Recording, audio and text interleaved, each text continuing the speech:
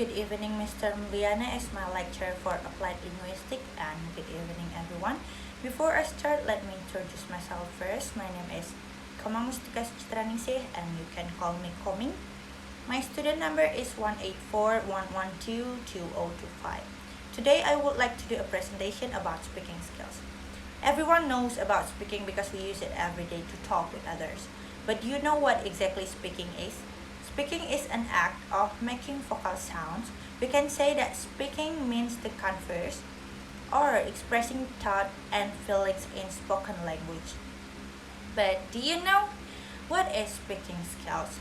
Speaking skills are the skills that give us the ability to communicate with others. These skills allow the speaker to convey his message in a passionate, thoughtful, and convincing manner. Speaking skills also help to assure that one won't be misunderstood by those who are listening. There are 4 important skills that you need to develop. The first one is fluency. Fluency is about how comfortable and confident you are in speaking in English. If you can speak for an extended period of time, that is an indicator of a strong fluency. It is also about showing a clear connection between each point that you are trying to make. These skills means that the listener can follow what you are saying and doesn't get lost. The second one is vocabulary. Of course, if you don't have the word to say what you want to say, then you cannot say it. Being a good speaker means constantly growing your vocabulary.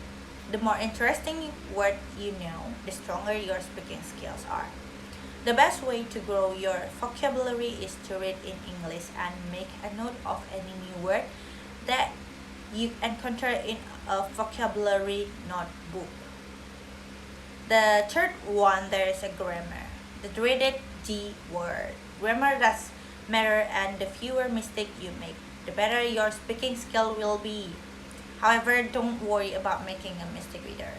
A good speaker doesn't have to use perfect grammar to talk.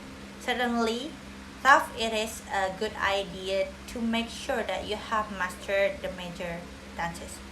The fourth one, the pronunciation. Pronunciation is a complex area with a lot of sub-skills that can be practiced.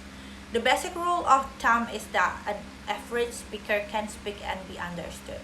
A skilled speaker can use the sub-skills of pronunciation to emphasize and make the communicative effect of their speech more impactful.